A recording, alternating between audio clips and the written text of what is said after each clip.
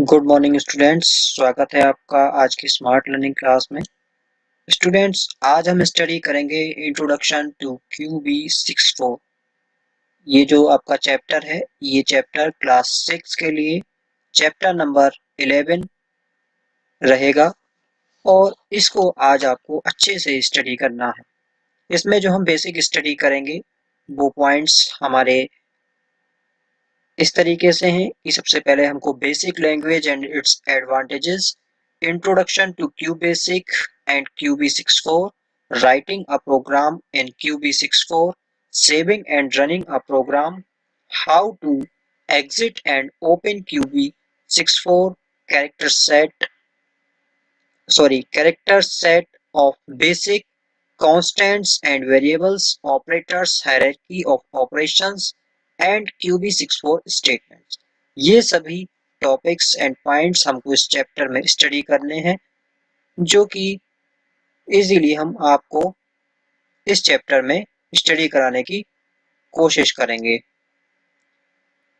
ये सारे के सारे पॉइंट्स को आपको अच्छे से रीड करना है, स्टडी करना है, सीखना है और इसके बारे में ब्रीफ जो स्टडी है वो अभी हम आपको कराएंगे। तो स्टूडेंट्स रेडी हो जाते हैं आज के चैप्टर को स्टडी करने के लिए।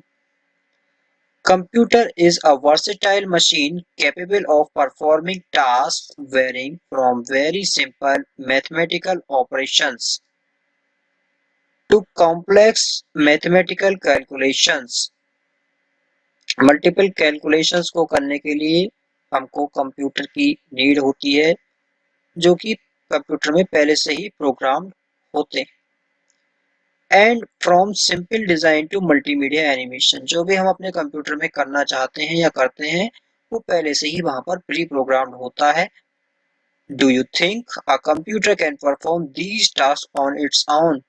क्या आप सोचते हैं कि कंप्यूटर अपने आप से सारी चीजें कर लेता है? नहीं, यह नहीं कर सकता। A computer perform these task by following a series of pre defined instructions. उसमें से पहले से डिफाइंड इंस्ट्रक्शन होती हैं जिसको वो फॉलो करता है और केवल वही टास्क वो परफॉर्म कर सकता है जो कि पहले से उसमें सेट की गई हैं। उन्हीं टास्क को ये परफॉर्म कर सकता है जो कि पहले से सेट हैं, इसके अंदर पहले का प्रोग्राम पड़ा हुआ है। The set of instructions is called a program. Program जो वर्ड होता है, आपने सुना होगा, अक्सर सुना होगा, ये आपका सेट ऑफ इंस्ट्रक्शंस कहलाता है। यानी कि बहुत सारे सेट्स को हम इंस्ट्रक्शन को अगर कंबाइन करते हैं तो वो आपका एक प्रोग्राम बन जाता है। और जो प्रोग्राम बनाता है उसको हम प्रोग्रामर या फिर कोडर कहते हैं। The person who create these programs is known as coder. यहाँ पर जो आपको फोटो दिखाई जा रही है, ये फोटो है basic was designed by John G. Kemeny and Thomas E. Kurtz। ये दो डेवलपर थे, प्रोग्रामर थे, जिन्होंने बेसिक लैंग्वेज को डिजाइन किया था। इन दोनों ने ही इसको बनाया था।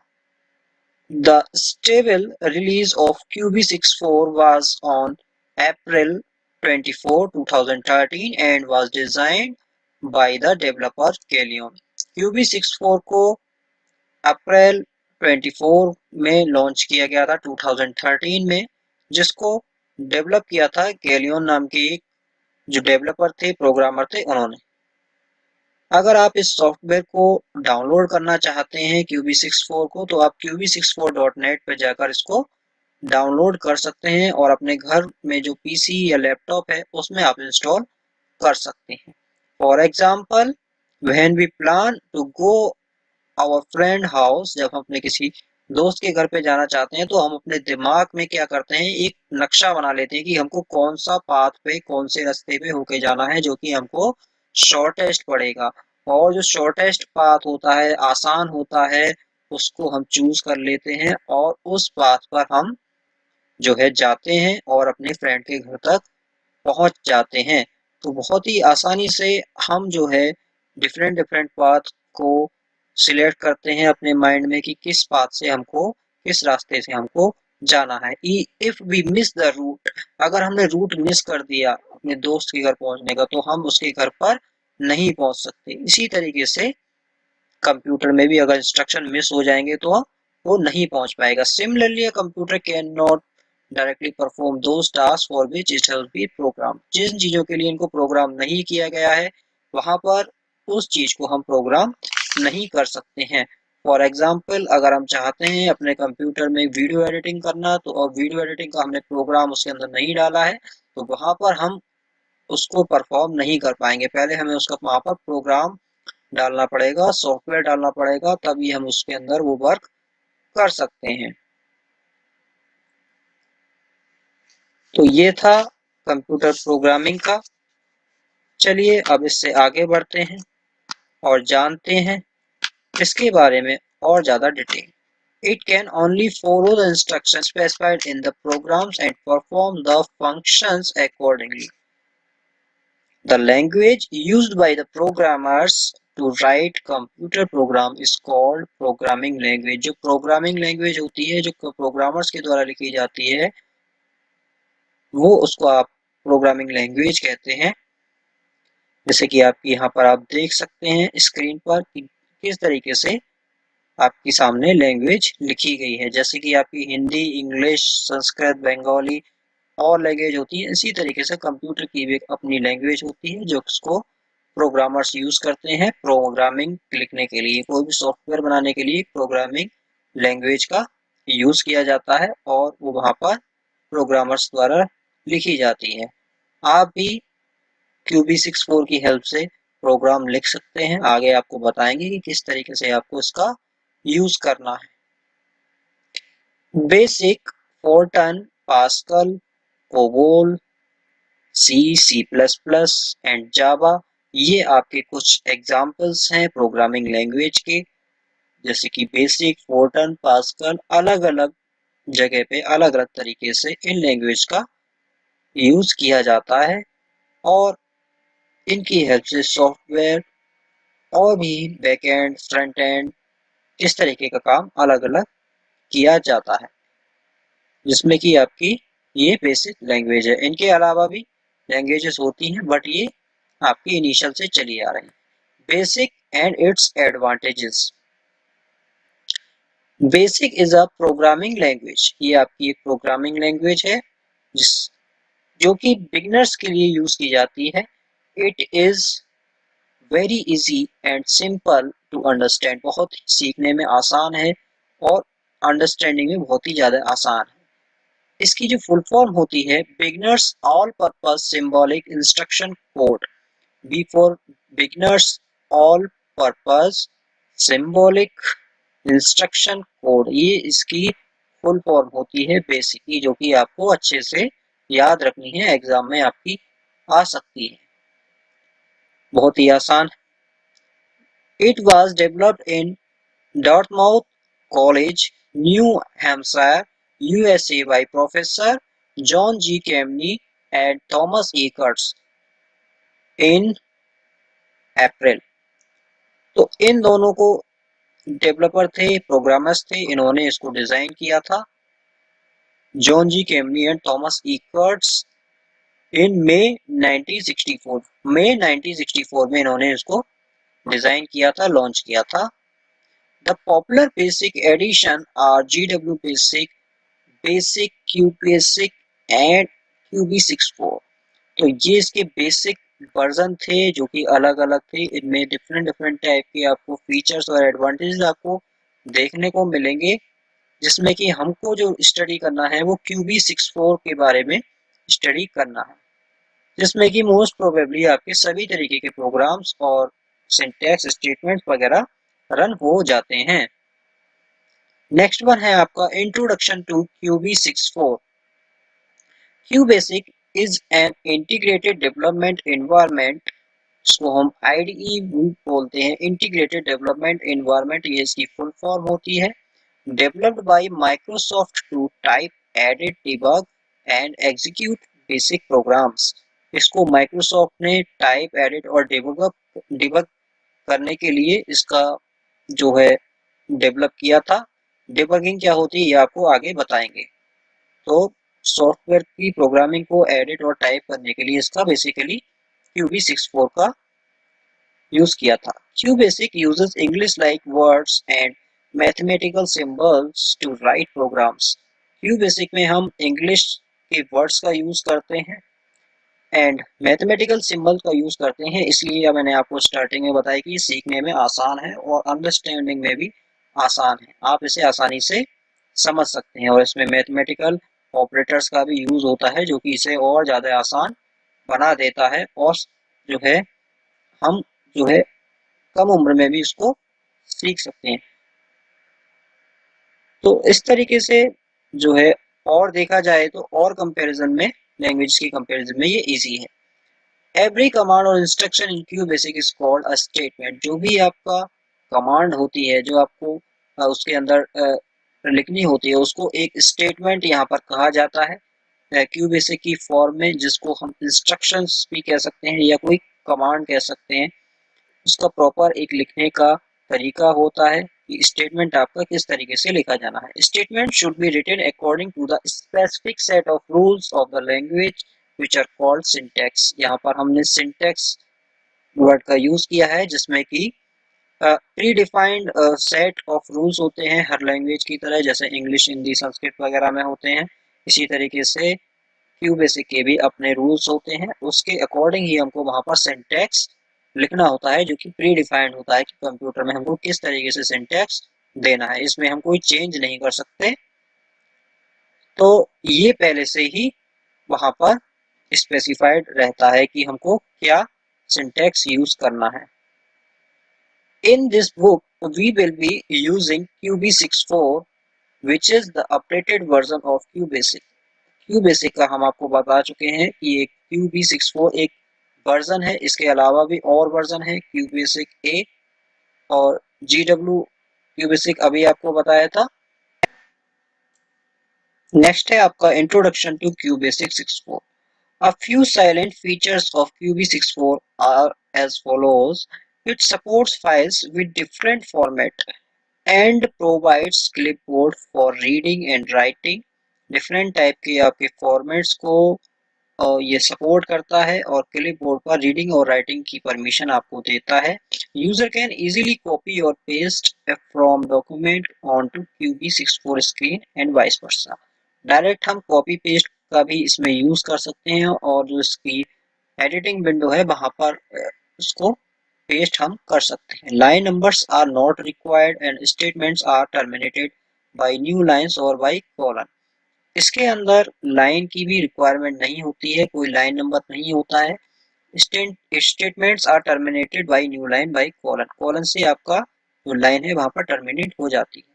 The new keyword add some new features such as playing music, sound files and instant access to 32-bit graphics file image। इसके थ्रू हम instant graphics file image को भी इंपोर्ट करा सकते हैं, एक्सेस कर सकते हैं, प्लेइंग म्यूजिक और साउंड फाइल्स को भी एक्सेस कर सकते हैं। नेक्स्ट वन है आपका steps to write a program in QB64। इस तरीके से प्रोग्राम हमको राइट करना है। Let us write a very simple QBasic program. सबसे पहले हमको जो आइकन हमारे डेस्कटॉप पर आया होगा इंस्टॉल होने के बाद में, उस पर डबल क्लिक करना है। डबल क्लिक करने के बाद में आपका जो है सॉफ्टवेयर जो है ओपन हो जाएगा, जो कि आपकी ब्लू विंडो आपके सामने यहाँ पर खुलकर आ जाएगी। Type the program as shown in the figure. तो इस तरीके से आपको यहाँ पर प्रोग्राम यहाँ पर टाइप करना है, और उसका रिजल्ट हम आपको बताएंगे कि आगे किस तरीके से आएगा। In program mode, commands are not executed immediately and are stored in computers memory। Computer memory में जो है आपकी जो प्रोग्राम है वो आपका स्टोर होगा। QB64 line numbers are not required. Line number की इसमें जरूरत नहीं होती है, क्योंकि आपको याद रखना है। आगे चलते हैं इसी में।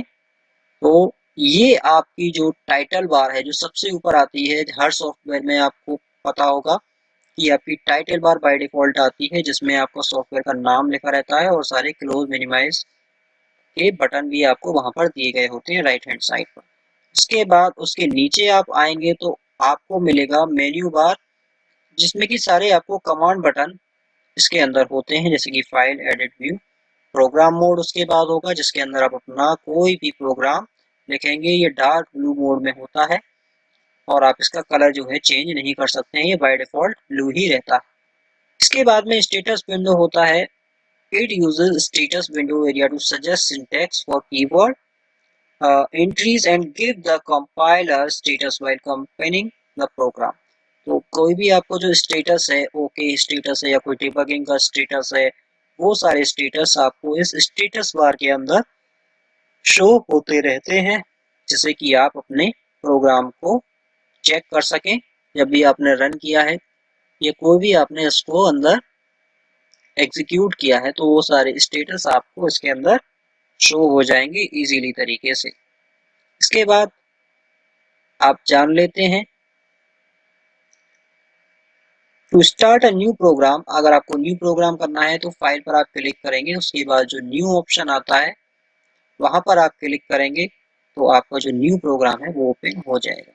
इसके बाद में सेव अ प्रोग्राम, किस तरीके से अपने प्रोग्राम को सेव करना है, तो फाइल पर आप क्लिक करेंगे, सेव एज ऑप्शन पर क्लिक करेंगे, अपनी फाइल का नेम वहां पर टाइप करेंगे जो भी आपको सेव करना है और उसके बाद में एंटर की बटन प्रेस कर देंगे तो आपका जो प्रोग्राम यहाँ पे आप देखिए जो आपने नाम डाला था उस नाम से सेव हो चुका है। उसके बाद में जो इसका एक्सटेंशन होता है वो होता है .bas, यानी कि बेसिक .basic। तो बेसिक का हम ले लेते हैं BAS। तो बेसिक में से हम 3 लेटर्स ही ले सकते हैं, आपको पता है एक्सटेंशन के बारे में हम पहले भी पढ़ चुके हैं। तो ये हमारा एक्सटेंशन कहलाता है। इसके बाद में save as command is use to save a program with a different name. तो सेव एज की हेल्प से हम डिफरेंट नेम में सेव अपनी फाइल कर सकते हैं। सेव प्रेस करेंगे तो उसी नाम पर ओवरराइट हो जाएगी और आपकी फाइल उसी पर सेव हो जाएगी। अगर दूसरे नाम से सेव करना है तो हमको सेव एज बटन का यूज करना पड़ेगा। यहाँ पर एक बात और जान लेते हैं कि all Q BASIC statements are compatible to QB64 environment. सारे ही क्यू बेसिक स्टेटमेंट आपके QB64 जो आपका वर्जन है उसके अंदर रन हो जाते हैं। तो आपको QBasic 64 के अंदर आप हर तरीके की QBasic से रिलेटेड प्रोग्रामिंग आप कर सकते हैं, टेंशन लेने की जरूरत नहीं है, आपको बस इस पर प्रैक्टिस करनी है। रन अ प्रोग्राम, किस तरीके से अपना प्रोग्राम रन करना है, आउटपुट हमें अगर देखना है तो आपको अपना प्रोग्राम रन करना आना चाहिए। इस तरीके से अगर आप जो आपकी आउटपुट विंडो होती है वो ब्लैक स्क्रीन में आती है और लास्ट में वहां पर एक बटन दिया होता है कि कोई भी बटन आप प्रेस करेंगे तो आप जो है वहां पर क्विट हो जाएंगे और जो भी आपका आउटपुट होगा, आंसर होगा, रिजल्ट होगा, वो आपका ब्लैक विंडो आउटपुट विंडो में आपके सामने आ जाएगा। इसके आगे चलते हैं। The two ways to run a program in QB64 are as follows। दो तरीके से हम अपना प्रोग्राम रन करा सकते हैं। F5 की प्रेस करके, जो कि आपकी एक फंक्शन की है, डायरेक्ट आप F5 की प्रेस करेंगे या फिर रन बटन पर जाएंगे, उसके बाद में स्टार्ट बटन पर आप क्लिक करेंगे तो आपका भी प्रोग्राम रन हो जाएगा। The F5 key compiles the program into exe file and it runs। The F11 key only compiles the program। तो F5 की क्या करती है, जो आपका प्रोग्राम है उसको exe फाइल में कन्वर्ट कर देगी और उसको रन करा देगी। exe क्या होता है, एग्जीक्यूटेबल फाइल होती है। हमने आपको बताया कोई भी एक्सटेंशन होता है वो 3 कैरेक्टर्स में होता है। और F11 की क्या करती है कि आपके प्रोग्राम इनटू exe फाइल, यहाँ पर केवल आपके प्रोग्राम को अगर रन कराना है, केवल एक प्रोग्राम को आपको रन कराना है तो F11 की का यूज करेंगे और उसको रन कराना है, जब प्रोग्राम पूरे प्रोग्राम को रन कराना है तो F5 की का आपको वहां पर यूज करना होगा। ये इन दोनों की में डिफरेंस है, ये आपको यहाँ पर याद रखना है कि F5 की से आपका पूरा प्रोग्राम रन होगा और केवल अपना प्रोग्राम रन कराना है तो F11 की का बटन का आपको यूज करना होगा। इसके बाद में हम आगे चलते हैं, जिसमें कि हम सीखेंगे how to exit and open QB64। किस तरीके से एग्जिट करना है और किस तरीके से अपना प्रोग्राम को ओपन करना है। तो एग्जिट के लिए आप डायरेक्ट एग्जिट बटन पर क्लिक कर सकते हैं, फाइल ऑप्शन में आपको वहां पर जाके मिल जाएगा। To open an existing program press Alt+F key. Alt+F की से आप ओपन भी किसी फाइल को कर सकते हैं, या फिर आप फाइल ऑप्शन में जाके ओपन में जाकर क्लिक करेंगे तो आपको ये ऑप्शन मिल जाएगा, जिससे कि आप अपनी फाइल वहां पर जो प्री सेव्ड है, पहले से सेव्ड है किसी आपकी डायरेक्टरी में, उनको भी आप ओपन वहां पे कर सकते हैं। इस तरीके से यहाँ पर आपकी फाइल यहाँ पर आपको सेव्ड मिल जाएंगी, जो कि आपने पहले से ही काम कर रखा है। आपको बस प्रोग्राम को सिलेक्ट करना है और उसके बाद में एंटर की या ओके बटन को आपको प्रेस कर देना है, तो आपकी फाइल जो है वहां पर ओपन हो जाएगी। इसके बाद में कैरेक्टर सेट ऑफ बेसिक, कौन कौन से कैरेक्टर सेट होते हैं। Character set is defined set of symbols used in a programming language. BASIC use the given symbols as its character set. तो कुछ सिंबल्स होते हैं जो कि हमको कैरेक्टर्स का जो सेट होता है वो हमारे यहाँ पर बेसिक में यूज किए जाते हैं। इसको हम यहाँ पर टेबल की हेल्प से आपको समझा सकते हैं कि कुछ अल्फाबेट्स होते हैं। अल्फाबेट्स में आपके ABCD कैपिटल लेटर्स में आ गया, और उसके बाद में आपके स्मॉल लेटर्स में आ गया, ये सारे अल्फाबेट्स हो गए। उसके बाद में नंबर्स होते हैं जो कि आपके 0 1 2 3 4 5 से लेकर 9 तक होते हैं। इनसे आपकी सभी तरीके की डिजिट बन जाती हैं। तो ये आपके 0 को मिलाकर सारे 1 to 9 10 नंबर्स आपके होते हैं। इसके बाद में कुछ स्पेशल कैरेक्टर्स होते हैं, जैसे कि exclamatory sign, @ hash, dollar, percentage, and operator, asterisk, और सारी आपकी ब्रेसेस जितने भी हैं, क्वेश्चन मार्क है, और आपका लेस देन ग्रेटर देन है, डबल क्वोट्स है।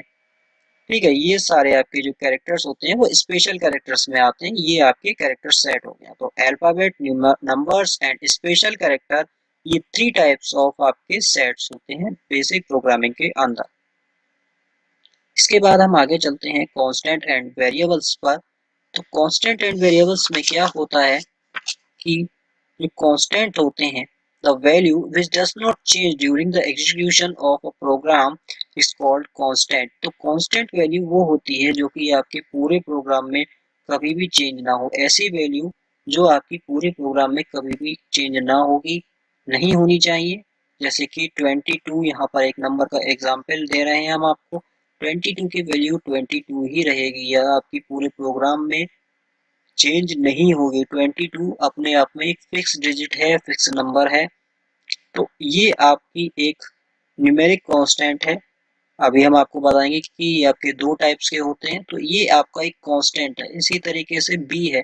अगर हम बात करें बी की, तो बी में कुछ भी हो सकता है। अगर बी इक्वल टू हमने 22 कर दिया तो बी की वैल्यू 22 हो जाएगी, लेकिन बी इक्वल टू हमने 23 कर दिया तो बी की वैल्यू 23 हो जाएगी। यानी बी की वैल्यू यहाँ पर फिक्स नहीं है। बी को हम कांस्टेंट नहीं कह सकते। ठीक है, तो 23 नंबर जो होता है वो आपका कांस्टेंट एक तरीके से हम उसको कह सकते हैं। 2 टाइप्स का ये आपका होता है numeric constant. Any numeric value either an integer और रियल नंबर, पॉजिटिव और negative, is called a numeric constant. Numeric constant में कोई भी वैल्यू नंबर है वो आपका रियल नंबर होना चाहिए। फॉर एग्जांपल +20 224 +12 0, माइनस में भी वैल्यू हो सकती है, माइनस डेसिमल में भी वैल्यू आपकी हो सकती है। ये भी आपकी एक वैलिड न्यूमेरिक कांस्टेंट कहलाएगी। ठीक है, तो किसी भी तरीके का नंबर आपका एक न्यूमेरिक कांस्टेंट होगा। These constants are used for calculation and should not include any special character. इनके अंदर किसी भी तरीके का स्पेशल कैरेक्टर नहीं होना चाहिए, तभी ये आपकी न्यूमेरिक कांस्टेंट वैल्यू कहलाएंगी।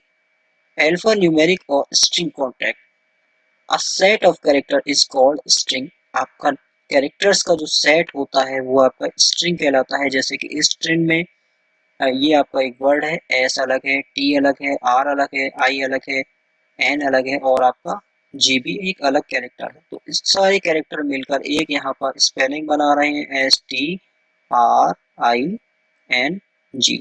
तो इस तरीके से हम कह सकते हैं कि number of characters is called a string. ये सारे सभी छोटे छोटे पॉइंट्स आपको याद रखने हैं और इनकी हेल्प से ही आपको आगे बहुत हेल्प मिलेगी। एन अल्फा न्यूमेरिक और string consist string a sequence of characters A to Z, small a to Z, 0 to 9, and certain special symbols like percentage, question mark, asterisk, dollar, and division multiplication. ये special character भी आपके हो सकते हैं इसके अंदर alpha numeric और string constant के अंदर। इसका कोई मीनिंगफुल आपका वर्ड आपका वहां पर होना चाहिए। String constants are used to represent non-numeric quantities such as names, address, etc. तो नेम और एड्रेस को रिप्रेजेंट करने के लिए यहाँ पर स्ट्रिंग कांस्टेंट का हम यहाँ पर यूज कर सकते हैं। फॉर एग्जांपल हमने नाम ले लिया अमन, तो अमन का अगर किसी प्रोग्राम में नाम हमने सेट कर दिया कि अमन नाम का कोई पर्सन है, तो वहां पर उसका नाम अमन ही रहेगा, वो वहां पर किसी और नाम में वहां पर चेंज नहीं हो सकता। उसका नाम हमने वहां पर फिक्स कर दिया या फिर हमने उसको एड्रेस दे दिया कोई, तो वहां पर उसका एड्रेस फिक्स हो जाएगा उस पर्टिकुलर प्रोग्राम में, जो भी हमने प्रोग्राम उसका सेट किया हुआ है। उसके बाद में हम आगे चलते हैं, एग्जाम्पल ले लेते हैं राघव। राघव यहाँ पर एक नाम है, ये आपका स्ट्रिंग कांस्टेंट हो गया सम डैश S84। तो इसके अंदर स्पेशल कैरेक्टर भी आ गया, स्मॉल लेटर्स भी आ गए और आपके नंबर वैल्यू भी आ गई। इसी तरीके से 192 ये अभी आपका एक स्ट्रिंग कांस्टेंट आपका हो जाएगा, जो कि आपका एक वो है। उसके बाद में आप आ जाते हैं वेरिएबल पे। A variable is a location in the memory which has been assigned a name and is used to store data temporary.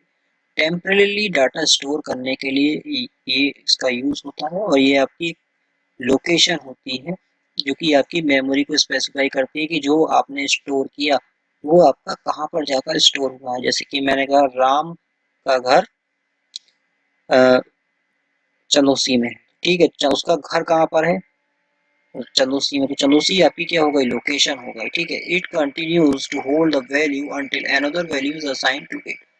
ये आपकी वैल्यू को होल्ड करके रखता है जब तक कि दूसरी वैल्यू उसको असाइन न कर दी जाए, ठीक है। राम की वैल्यू हमने क्या कर दी, असाइन कर दी दूसरे में। There are two types of variables, numeric value और numeric variable can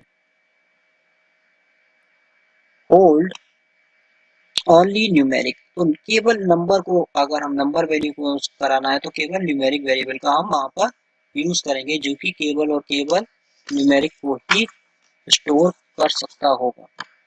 It's represented by an alphabet numeric followed by either alphabet or digit। ये आपका followed by either another alphabet or digit, ये आपके दूसरे नंबर को वहां पर represent कर रहा होगा, इसको दूसरे नंबर को वहां पर स्टोर कर रहा होगा। It should not contain any space or symbols like question mark, division और अदर स्पेशल कैरेक्टर। कोई भी स्पेशल कैरेक्टर किसी भी तरीके का इसके अंदर वहां पर यूज नहीं किया जा रहा होगा, ठीक है। इसमें ब्लैंक स्पेस भी स्पेशल कैरेक्टर में आता है, वो भी इसमें हम यूज नहीं कर रहे होंगे। किसी भी तरीके का एट द रेट हो गया, आपका कॉलन हो गया, सेमी कॉलन हो गया, किसी भी तरीके का स्पेशल कैरेक्टर नहीं यूज किया जाएगा। अंडरस्कोर हम वहां पर यूज कर सकते हैं इसकी जगह के ऊपर, ठीक है। स्पेस की जगह पर हम अंडरस्कोर का यूज कर सकते हैं, ये आपको वहां पर याद रखना है कि अंडरस्कोर का हम वहां पर यूज कर सकते हैं। For example AC, A2, ABC, A_6, ये आपकी क्या है, न्यूमेरिक वेरिएबल है, ठीक है, जो कि दूसरी वैल्यू को होल्ड करके यहाँ पर रखे हुए हैं कुछ टाइम के लिए, इसलिए आपकी वैल्यू को होल्ड करेंगे और स्टोर कर लेंगे दूसरी वैल्यू। इसके बाद में हम चलते हैं आगे। A string variable is represented by an alphabet followed by the dollar sign। अगर हमको कोई भी स्ट्रिंग वेरिएबल का रिप्रेजेंट करना है तो उसको हमको क्या करना होगा कि वहां पर डॉलर साइन का वहां पर यूज हमको करना होगा। It can also contain letters, digit, underscore, symbol and the last character is always a dollar sign. इसमें जो लास्ट कैरेक्टर होगा वो हमेशा डॉलर की फॉर्म में होगा और वो फिक्स है कि वहां पर आपको डॉलर ही लिखना है। फॉर एग्जाम्पल किस तरीके से लिखेंगे हम A1 डॉलर। A1 डॉलर ये आपका क्या है, यहाँ पर आपका A1 जो है वो आपका एक वैल्यू है, आपकी लोकेशन है, और डॉलर आपकी जो है यहाँ पर आपको हमने फिक्स कर दिया है कि डॉलर वहां पर रहेगा ही रहेगा।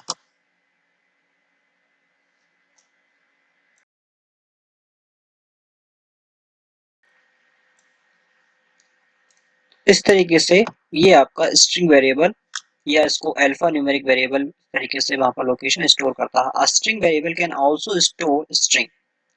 इस तरीके से वहां पर ये आपकी अदर वैल्यू को स्टोर करेगा। इस एग्जांपल देख लेते हैं इसका। A1 डॉलर ये आपका एक स्ट्रिंग वेरिएबल है और इसके अंदर स्टोर किया है हमने एक स्ट्रिंग कांस्टेंट को स्टोर किया गया है किप्स। किप्स नाम को हमने स्टोर किया गया है A1। इसी तरीके से A5 डॉलर हम ले लेते हैं, इसके अंदर हम मान लीजिए स्टोर करा देते हैं 22 को। तो किसी भी तरीके का हम उसके अंदर जो है वेरिएबल, कांस्टेंट वेरिएबल या फिर स्ट्रिंग वेरिएबल वहां पर स्टोर करा सकते हैं और उसकी लोकेशन को वहां पर डिफाइन कर सकते हैं। तो इस तरीके से जो डॉलर का सिंबल है वो भी आपकी वैल्यू वहां पर फिक्स रहेगी, लास्ट में हम उसको यूज करना ही करना है।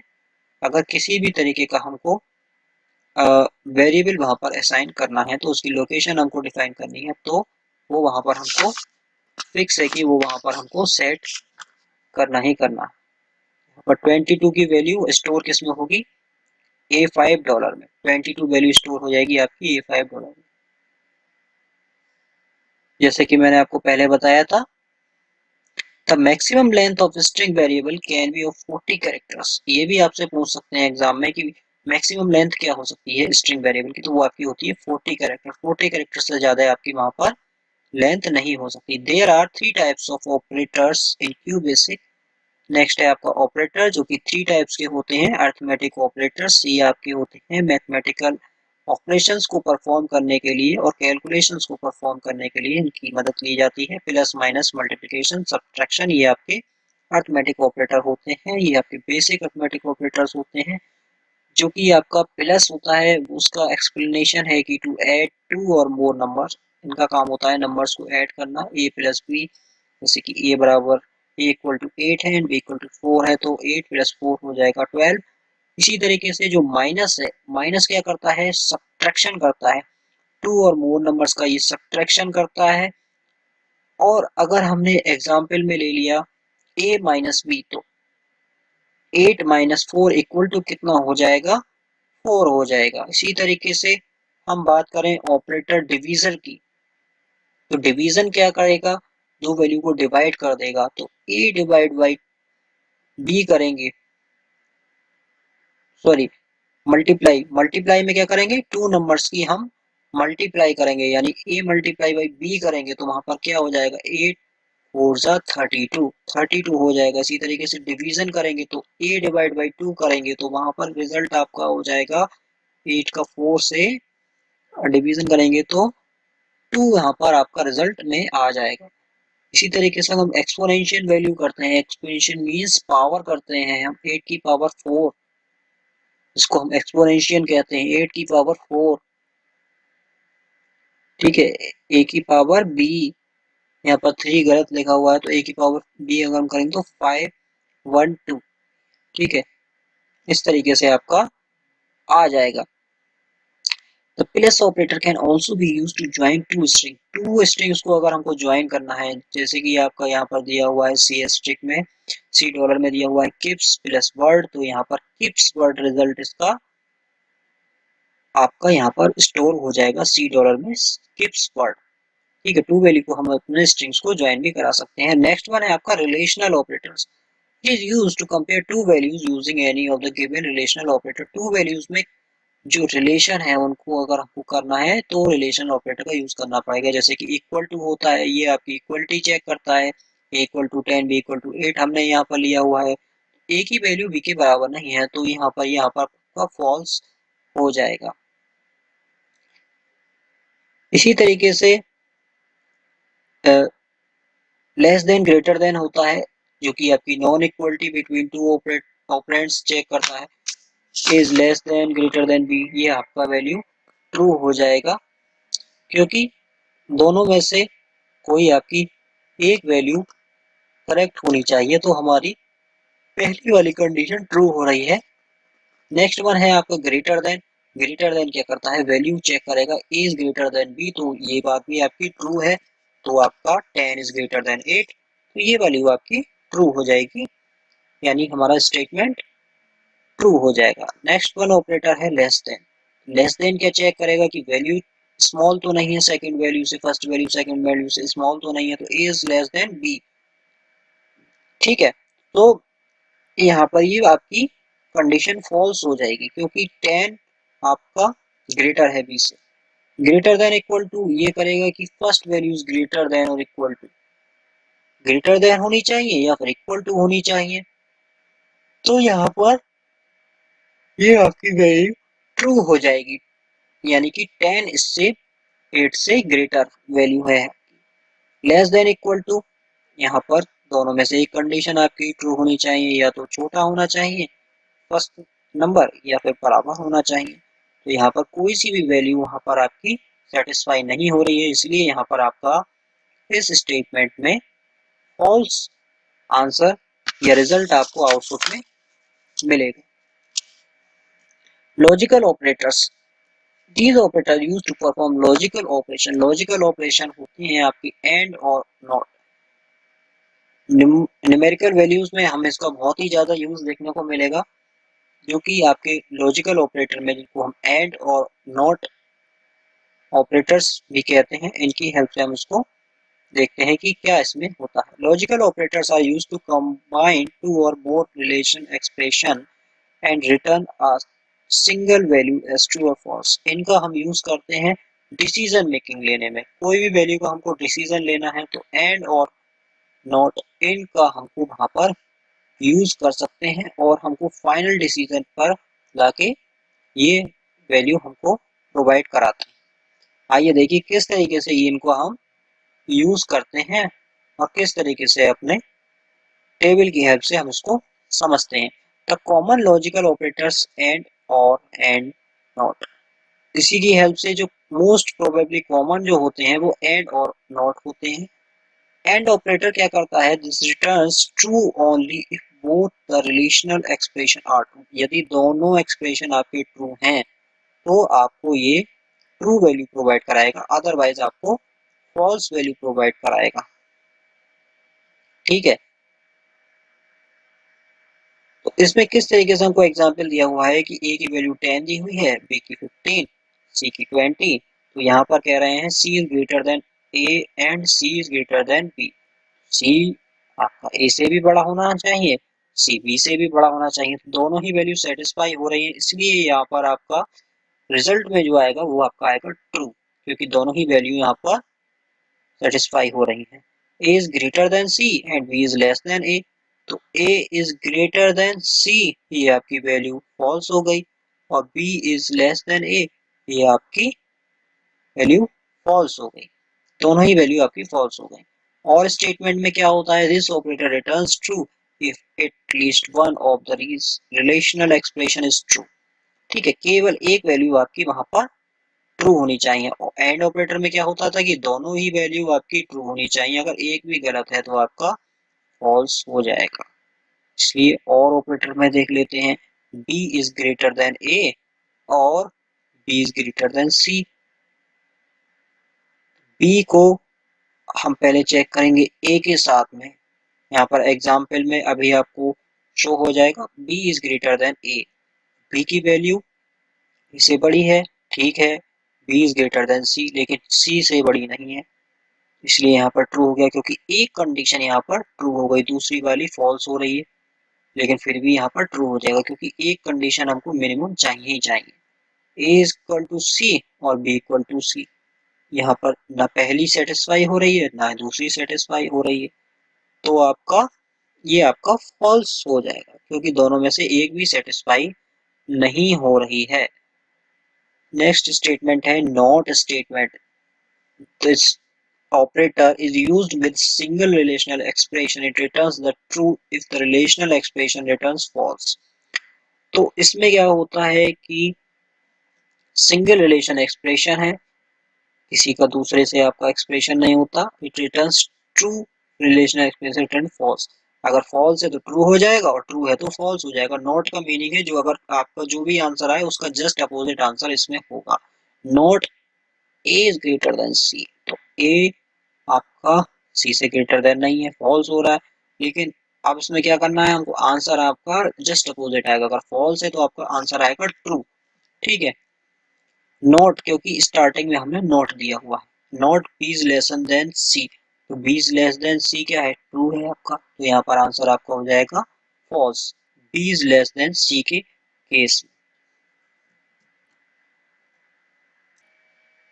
आइए चलते हैं अब आगे की ओर और पढ़ते हैं आगे का स्टेटमेंट।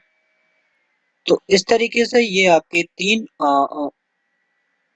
ऑपरेटर्स थे, relational operator, mathematical operator and logical operator. इसमें आपके डिफरेंट डिफरेंट टाइप के आपने ऑपरेटर्स पढ़े, और नोट ऑपरेटर में आपने जाना कि इस तरीके से आपका काम करता है। बग्स मींस एरर्स, अगर आपके प्रोग्राम में कोई भी एरर आ रही है, वो रन नहीं हो पा रहा, कुछ प्रॉब्लम आ रही है, तो आपको उसको बोलते हैं बग। बग आ गया हमारे प्रोग्राम में, या फिर हम उसको एरर भी बोलते हैं। एरर भी हमारे प्रोग्राम में वो जो आती है उसको कहते हैं। अब इसको जो ठीक है जैसे करना होगा उसको बोलते हैं डिबगिंग। अपने प्रोग्राम में एरर को फाइंड करना और उनको रिमूव करना, उसको हम कहते हैं डिबगिंग। अपने प्रोग्राम को ठीक करना, ठीक है, उसको बोलते हैं डिबगिंग। इसके बाद में आता है हायरार्की ऑफ ऑपरेटर्स। जो भी हमारे ऑपरेटर्स होते हैं उनकी एक प्री डिफाइंड हायरार्की होती है, एक सेट होता है कि उसी सेट में हमको वो प्रोसेस कराना है, फॉलो कराना है, ताकि हमारा जो कैलकुलेशन है उसको करने में कोई भी डिफिकल्टी ना हो और उसका आंसर हमारा एक्यूरेट आए। ठीक है, तो इसलिए हम एक हायरार्की सेट कर रखी है हमने, प्री डिफाइंड हायरार्की है जिसको हम को यूज करना होता है। इसको हम एक फॉर्मूला के रूप में भी लिख सकते हैं, बेड मास। ये फॉर्मूला आपको याद रखना है, बेड मास का फॉर्मूला। ये आपका क्या होता है, हायरार्की ऑफ ऑपरेशंस को शो करता है। The full form of BEDMAS is B for bracket, B for क्या होता है bracket, E for exponential, D for division, M for multiplication, A for addition and S for subtraction. तो इस तरीके से ये जो आपका फॉर्मूला बनता है वो बनता है बेड मास का, ब्रैकेट उसके बाद exponential, division, multiplication, plus minus, addition और सब्ट्रैक्शन। ठीक है, तो ये आप फॉर्मूले की हेल्प से इसी हायरार्की में सारे जो क्वेश्चंस होते हैं वो आपको सॉल्व करने होते हैं। कहाँ इसकी जरूरत पड़ती है, इम्पोर्टेंस इसका क्या है कि जैसे कि मान लीजिए फॉर एग्जांपल आपको यहाँ पे दिया हुआ है कि सॉल्व द एक्सप्रेशन। यहाँ पर एक आपको एक प्रॉब्लम दी हुई है कि 12 मल्टीप्लाई 4। तो इस तरीके की प्रॉब्लम अगर आपको सॉल्व करनी है तो कंप्यूटर वहां पर कंफ्यूज हो जाएगा कि किसको ऑपरेटर को पहले करूँ किसको बाद में करूँ। तो इसलिए यहाँ पर कंप्यूटर चलता है बेड मास के फॉर्मूले पे। यानी बेड मास का मतलब सबसे पहले उसे ब्रैकेट को सॉल्व करना है।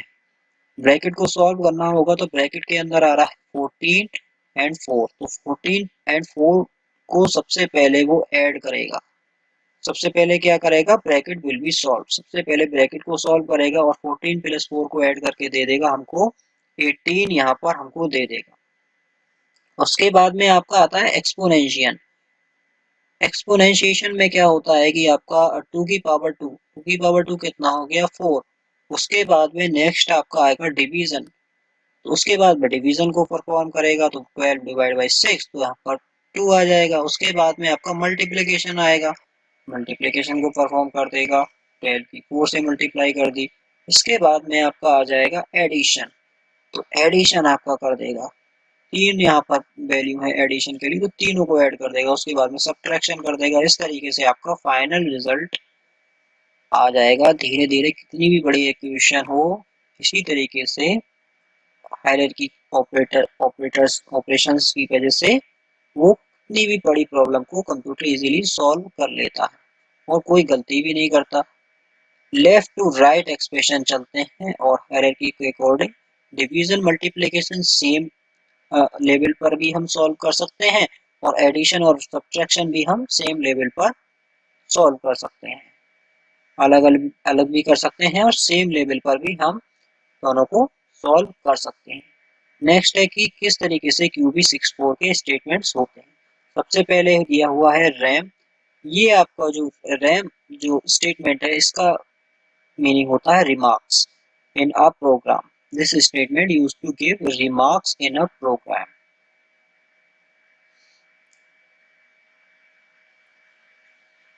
The computer does not execute the statement।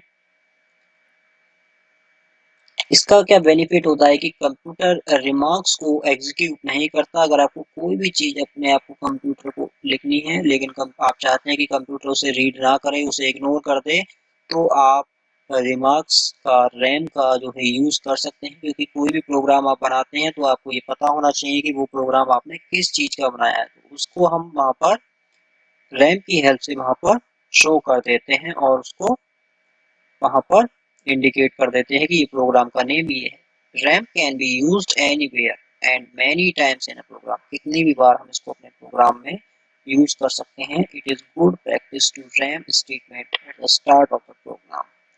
Next one है आपका print statement. It is used to display any message result on the screen. कोई भी हमको मैसेज है वो स्क्रीन पर लाना है, डिस्प्ले कराना है, तो हम प्रिंट स्टेटमेंट का वहाँ पर यूज करते हैं। डबल कोट्स के अंदर हम प्रिंट के बाद में अपना स्टेटमेंट दे सकते हैं। Anything written without quotes is treated as a program component. Syntax क्या होता है? प्रिंट के अंदर हमको डबल कोट्स के अंदर अपना मैसेज लिखना होता है तो वो वहां पर आपका प्रिंट हो जाएगा और इजीली तरीके से आ जाएगा। उसके बाद में हम वेरिएबल अगर हम नेम हम देना चाहते हैं तो हम वेरिएबल नेम भी उसके अंदर दे सकते हैं। आइए देखते हैं कि किस तरीके से प्रोग्राम बनता है। प्रिंट हमने लिखा, डबल कोट्स के अंदर लिख दिया welcome to the world of BASIC programming. Double quotes के अंदर हमने इसको क्लोज कर दिया। उसके बाद में ये आपका एक वेलकम मैसेज का वहाँ पर आपको दे देगा। उसके बाद में हमने कर दिया प्रिंट ए। जो भी ए में स्टोर वैल्यू होगी वो वेरिएबल वहाँ पर प्रिंट हो जाएगा। उसके बाद में हमने प्रिंट दे दिया तो वहाँ पर एक ब्लैंक लाइन वहाँ पर प्रिंट हो जाएगी। एंड स्टेटमेंट क्या होता है? एंड स्टेटमेंट होता है आपका कंप्यूटर को बताने के लिए कि कंप्यूटर कहाँ पर आपका प्रोग्राम एंड कर रहा है, आप अपना प्रोग्राम कहाँ पर एंड कर रहे हैं। Indicate the end of the program. Any statement written after end will not be executed. End के बाद का कुछ भी आप लिखेंगे वो एग्जीक्यूट ही नहीं होगा, एंड पर ही आपका प्रोग्राम टर्मिनेट हो जाएगा। ठीक है, आगे आपको बताएंगे कि किस तरीके से इसका यूज प्रोग्राम में करते हैं। फॉर एग्जाम्पल हम ले लेते हैं write a program to display the biodata of a student. सबसे पहले हम लिखेंगे REM to display the biodata of a student. हमने लिख लिया कि हमारा किस चीज का प्रोग्राम है। बायोडाटा स्टूडेंट का बायोडाटा है तो स्टूडेंट का बायोडाटा लिख दिया। प्रिंट में लिख दिया हमने रोल नंबर, रोल नंबर लिख दिया स्टूडेंट का। उसके बाद में नेक्स्ट लाइन में लिख दिया नेम, बच्चे का नेम है रिहान खन्ना। उसके बाद में प्रिंट कर दिया हमने उसके क्लास कि वो 6A में यहाँ पर पढ़ रहा है। एंड प्रोग्राम कर दिया, उसको हमने रन करा दिया तो हमारा प्रोग्राम वहाँ पर एग्जीक्यूट हो जाएगा और डिस्प्ले हो जाएगा उसका पूरा बायोडाटा। जो भी हमने उसके अंदर फीड किया है वो आपका वहाँ पर शो हो जाएगा। और डिस्प्ले में F5 की हम प्रेस करेंगे, अपने प्रोग्राम को रन करा देंगे। Let's no more. QB64 is not case sensitive language. सबसे बढ़िया बात इसके अंदर ये है कि ये केस सेंसिटिव लैंग्वेज नहीं है। यानी कि केस सेंसिटिव क्या होता है कि आपने कोई लेटर बड़ा लिख दिया, कोई छोटा लिख दिया तो उसकी कोई दिक्कत नहीं है, आपकी स्पेलिंग मिस्टेक नहीं होना चाहिए। अगर आपने प्रिंट लिखा तो PRINT होना चाहिए उसका स्पेलिंग। वहाँ पर वो लेटर अगर आपका छोटा है बड़ा है इस चीज से कोई भी दिक्कत नहीं है। आपका जो लेटर है वो आपका प्रॉपर होना चाहिए। ठीक है, व्हाट इज सिंटेक्स? सिंटेक्स क्या होता है ये आपको कमेंट सेक्शन में लिखना है। तो यहाँ पर हमारा चैप्टर है वो कंप्लीट हो जाता है। तो आइए एक बार डिटेल में जान लेते हैं, रिवाइज कर लेते हैं कि आज हमने क्या क्या सीखा। A set of instruction is called a program. तो BASIC is a programming language used for beginners, it is very easy and simple to use and understand. QB64 is an updated version of QBasic. It is compatible with Windows as well as Linux operating system. Debugging is the process of finding and removing errors in computer programs. A character set is a defined set of symbols used in programming language. And next one है